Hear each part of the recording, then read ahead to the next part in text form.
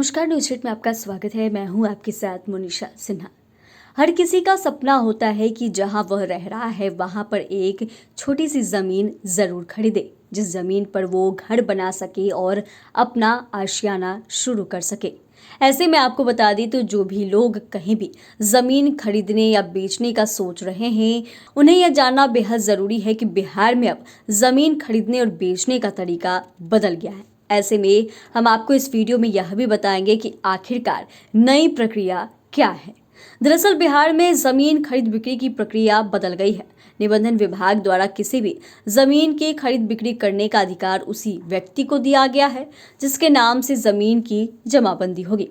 सरकार द्वारा यह कदम जमीन की खरीद बिक्री के दौरान होने वाले फर्जीवाड़े को रोकने के लिए उठाया गया है। दरअसल आप अक्सर यह देखते होंगे कि जमीन खरीद फरोख्त के नाम पर फर्जीवाड़े का बड़ा खेल होता है और ऐसे कई बार होते हैं कि जो लोग जमीन खरीदने जाते हैं उन्हें इस तरीके से बेवकूफ़ बनाया जाता है, जो जमीन पहले किसी और के नाम पर होती है और उसे वापस से बेच दिया जाता है। ऐसे में जो लोग उसे खरीदते हैं वो मुश्किल में आ जाते हैं। दरअसल निबंधन विभाग द्वारा जमीन की खरीद बिक्री के संबंध में पहले में लाए गए कानून पर पटना हाईकोर्ट के द्वारा रोक लगा दिया गया था, लेकिन उप प्रबंधन महानिरीक्षक के पत्र के अनुसार 9 फरवरी को रोक हटाते हुए आदेश पारित कर दिया गया है। इसके बाद जमीन रजिस्ट्रीकरण की नई व्यवस्था लागू हो गई है। दरअसल जमीन रजिस्ट्री के लिए आवेदन ऑनलाइन और ऑफलाइन दोनों तरीकों से किए जा सकते हैं।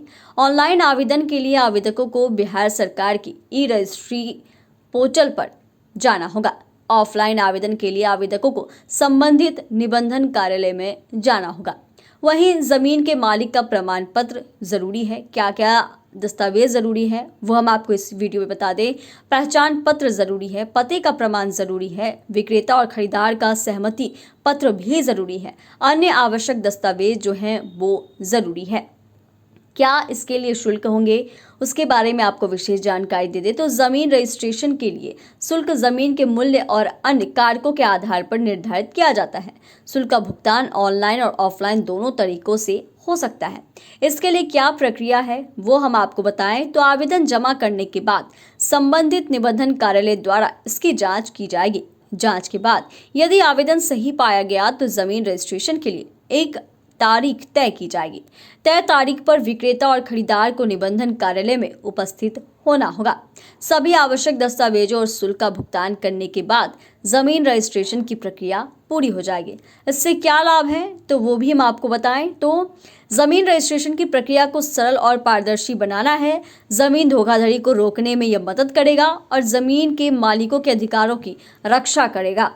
बता दें तो ये तमाम चीज़ें आप समझ सकते हैं कि अगर आप बिहार से हैं और बिहार में कहीं भी अपना ज़मीन लेना चाहते हैं या फिर आप अपनी ज़मीन को बेचना चाहते हैं तो ऐसे में अब यहाँ पर नियम जो है वो बदल गया है। ऐसे में ये खास करके नियम में बदलाव भी इसलिए किए गए हैं कि अक्सर यह देखने को मिलता है कि ज़मीन खरीद और बिक्री के नाम पर फर्जीवाड़े होते हैं और इस पर रोक लगाने के लिए ही ये महत्वपूर्ण कदम उठाए गए हैं।